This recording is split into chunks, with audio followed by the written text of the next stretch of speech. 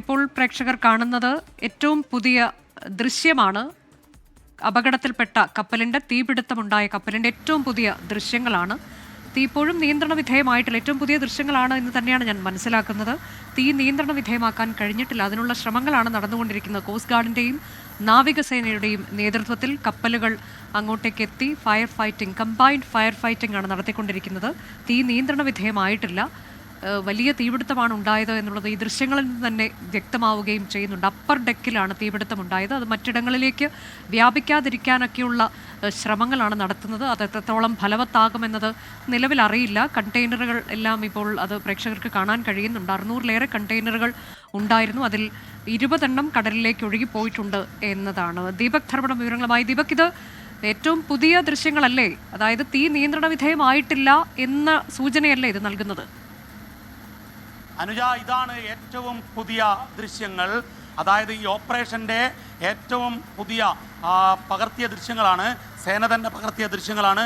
ആ ദൃശ്യങ്ങളിൽ ഇപ്പോൾ നമുക്ക് കാണാം അപ്പർ ഡെക്കിൽ നിന്നും കറുത്ത പുക ഇപ്പോഴും തുടരുന്നു എന്നുള്ളതാണ്. കാരണം ഈ ഓപ്പറേഷൻ്റെ മറ്റ് ഷിപ്പുകളെ ഒഴിവാക്കിയാണ് സാധാരണഗതിയിൽ പ്രതിരോധ സേന ആദ്യ ദൃശ്യങ്ങൾ എടുക്കുക. നമ്മുടെ എക്സ്ക്ലൂസീവ് 24-ൻ്റെ എക്സ്ക്ലൂസീവ് വിഷ്വലിൽ കാണുന്നത് ഇപ്പോഴും ഈ കപ്പൽ, സിംഗപ്പൂരിൻ്റെ കപ്പലിന്, ആ മർച്ചൻ്റ് വെസലിന് മുകളിൽ തീ ഇതുപോലെ കറുത്ത പുകയായി പോകുന്നു എന്നുള്ളതാണ്. ഏതാനും മണിക്കൂറുകൾ മുൻപ് മാത്രമെടുത്ത ദൃശ്യങ്ങളാണ്. ഔദ്യോഗികമായി ഇതുവരെ സേന പുറത്തുവിടാത്ത ദൃശ്യങ്ങളാണ് ഇപ്പോൾ 24 പുറത്തുവിടുന്നത്. ആ ദൃശ്യങ്ങളിൽ കൃത്യമായി ആ തീപിടുത്തത്തിൻ്റെ ആഘാതം വ്യക്തമാണ്. മാത്രവുമല്ല, അതിലെത്രമാത്രം കണ്ടെയ്നറുകൾ ഈ ബ്ലാസ്റ്റിൽ പുറത്തേക്ക് പോയി എന്നുള്ളതിൻ്റെ ആകാശ ദൃശ്യങ്ങൾ വളരെ കൃത്യമായി കാണാൻ സാധിക്കും. അതായത് ഹെലികോപ്റ്ററിൽ നിന്നും എടുത്ത ദൃശ്യങ്ങളായതുകൊണ്ട് തന്നെ അതിൽ കൃത്യമായി എന്തൊക്കെയുണ്ട് എന്നുള്ളത്, ആ കറുത്ത പുക ഇങ്ങനെ പൊങ്ങുന്നു. മാത്രവുമല്ല, ഒരു ബ്ലാസ്റ്റ് നടന്നതിൻ്റെ എല്ലാ ലക്ഷണങ്ങളും ആ ദൃശ്യങ്ങളിൽ കൃത്യമായി ഉണ്ട് എന്നുള്ളതാണ്. നമ്മുടെ സേന, അത് കോസ്റ്റ് ഗാർഡും നേവിയും വളരെ സമർത്ഥമായി അവിടെ സേവനം അനുഷ്ഠിച്ചു കൊണ്ടിരിക്കുന്നു.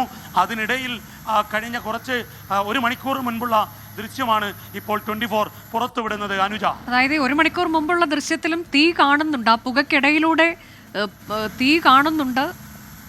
ഈ ദൗത്യം ആരംഭിച്ചതിന് ശേഷം എടുത്ത ദൃശ്യം തന്നെയാണിത്, അല്ലേ? അനുജ, ദൗത്യം ആരംഭിച്ചതിന് ശേഷം ദൗത്യസേന എടുത്ത ദൃശ്യമാണ്. മറ്റല്ലാതെ നമുക്ക് ഏതെങ്കിലും രീതിയിൽ ആ മേഖലയിൽ ആക്സസ് ഇല്ല.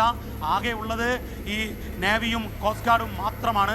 മറ്റേതെങ്കിലും ഏജൻസി അവിടെ ഇല്ല. ഒരു ഉദാഹരണത്തിന് നമ്മുടെ രഹസ്യാന്വേഷണ ഏജൻസികൾ പോലും ഈ മേഖലയിൽ ഇപ്പോൾ ഇല്ല എന്നുള്ളതാണ്. ആകെ ഉണ്ടാവുക സ്വാഭാവികമായും ഇത്തരം ഓപ്പറേഷനിൽ ഡിഫൻസിൻ്റെ ഇൻ്റലിജൻസ് സംഘം മാത്രമാണ് അവിടെ ഉണ്ടാവുക. ആ ദൗത്യം നിർവഹിക്കുന്നതിന് അതിന് ഇടവേളയിൽ എടുത്ത ദൃശ്യങ്ങളാണ് ഈ ദൃശ്യങ്ങളിൽ. വളരെ കൃത്യമായി നമുക്ക് കാണാം ആ കപ്പലിൻ്റെ അപ്പർ ഡെക്കിൽ നിന്നും കറുത്ത പുക, അതായത് തീ ആളിക്കത്തിയതിന് ശേഷമുള്ള ഒരു കറുത്ത പുക. അതിൽ ചെറിയ രീതിയിലെങ്കിലും തീ ഉണ്ട് എന്നുള്ളതും നമുക്ക് ദൃശ്യങ്ങളിൽ വ്യക്തമാണ്. 24-ൽ പ്രേക്ഷകർ കാണുന്നത് എക്സ്ക്ലൂസീവ് ദൃശ്യങ്ങളാണ്. ഈ കപ്പലിൻ്റെ തീ ആളിക്കത്തിയതിന് ശേഷമുള്ള കറുത്ത പുക വരുന്ന എക്സ്ക്ലൂസീവ് ദൃശ്യങ്ങളാണ് 24-ൽ പ്രേക്ഷകർ ഇപ്പോൾ കണ്ടുകൊണ്ടിരിക്കുന്നത്. ഈ ദൃശ്യങ്ങൾ ഇപ്പോൾ പുറത്തുവിട്ടിരിക്കുന്നത് നാവികസേനയാണോ കോസ്റ്റ് ഗാർഡാണോ? ഇത്തരം കാര്യങ്ങൾ ഇപ്പോൾ പറയുക സാധ്യമല്ല. ഒരു ഏജൻസിയിൽ നിന്നും നമുക്ക് ലഭിച്ച ദൃശ്യങ്ങളാണ്. ഔദ്യോഗികമായി അതിപ്പോഴും ഈ ദൃശ്യം പുറത്തുവിട്ടിട്ടില്ല. ശരി, ഔദ്യോഗികമായി പുറത്തു വന്നിട്ടില്ല. നമുക്ക് ലഭിച്ചൊരു ദൃശ്യമാണിത്. 1 മണിക്കൂർ മുൻപ് പകർത്തിയ ദൃശ്യം. അത് ഹെലികോപ്റ്ററിലൂടെ ഈ സേനകൾ അവരുടെ രക്ഷാദൗത്യത്തിനിടെ പകർത്തിയ ദൃശ്യമാണ് എന്നുള്ളത് ഏറ്റവും പുതിയ ദൃശ്യമാണ്. 1 മണിക്കൂർ മുൻപ് പകർത്തിയ ദൃശ്യം.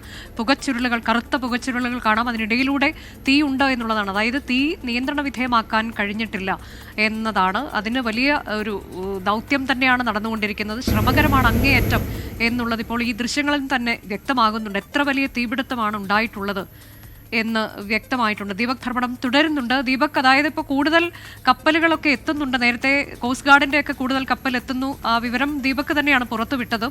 കൂടുതൽ കപ്പലുകളൊക്കെ വേണ്ടി വരുമെന്ന് തോന്നുന്നു, അല്ലേ? അത്ര പെട്ടെന്ന് ഈ നിയന്ത്രണ വിധേയമാക്കാൻ കഴിയുമെന്ന് തോന്നുന്നില്ല. അനുജ, ഈ ദൃശ്യങ്ങൾ ഓപ്പറേഷൻ ഹെഡ്ക്വാർട്ടേഴ്സിലേക്ക് എത്തിയ ഉടൻ തന്നെയാണ് ഓപ്പറേഷൻ ഹെഡ്ക്വാർട്ടേഴ്സ് തീരുമാനമെടുത്തത്. കൂടുതൽ കപ്പലുകൾ, അതായത് കൂടുതൽ സജ്ജമായ കപ്പലുകളെ അങ്ങോട്ടേക്ക് അയക്കാൻ. അതിൻ്റെ അടിസ്ഥാനത്തിലാണ് INS സത്ലജിനെ ഇന്ത്യൻ നേവിയുടെ സദേൺ നാവൽ കമാൻഡ് പറഞ്ഞയച്ചത്. അല്പസമയത്തിനകം തന്നെ സത്ലജ് അവിടെ എത്തും. ഇത് കൂടാതെ കോസ്റ്റ് ഗാർഡിൻ്റെ 5 കപ്പലുകളും ഇന്ത്യൻ നേവിയുടെ 1 കപ്പലും അവിടെയുണ്ട്. അങ്ങനെ ഉണ്ടായിട്ട് പോലും കൂടുതൽ കപ്പലുകൾ പോകാൻ തീരുമാനിക്കുന്നു. അങ്ങനെ നേവിയുടെ സത്ലജിനെ അയച്ചു. അതുകൂടാതെ കോസ്റ്റ് ഗാർഡിൻ്റെ 5 കപ്പലുകൾ കൂടാതെ 1 കപ്പൽ കൂടി കോസ്റ്റ് ഗാർഡ് അയച്ചു. നമുക്കറിയാവുന്നതാണ്, 24 തന്നെയാണ് ആ വാർത്തയും പുറത്തുവിട്ടത്. ICGS സമൃദ്ധിൻ്റെ പ്രത്യേകത അത് ഈ ഫയർ ഫൈറ്റിംഗ് സിസ്റ്റമുള്ള ഒരു കപ്പലാണ്. വലിയ കപ്പലാണ്, വലിയ വെസലാണ്. അതുകൊണ്ട് തന്നെ ഫയർ ഫൈറ്റിംഗ് കൂടുതൽ ശക്തമാക്കാൻ, അതായത് കമ്പൈൻഡ് ഫയർ ഫൈറ്റിംഗ് കൂടുതൽ ശക്തമാക്കുക എന്നതാണ് ഇപ്പോൾ കോസ്റ്റ് ഗാർഡും നേവിയും സംയുക്തമായി നടത്തുന്നത്. INS സത്ലജ് കൂടി അവിടെ എത്തിയാൽ കാര്യങ്ങൾ കൂടുതൽ എളുപ്പമാകും എന്നുള്ളതാണ് നമുക്ക് ഈ ഘട്ടത്തിൽ പറയാവുന്നത്, നമുക്ക് പ്രതീക്ഷിക്കാവുന്നത്. അനുജ.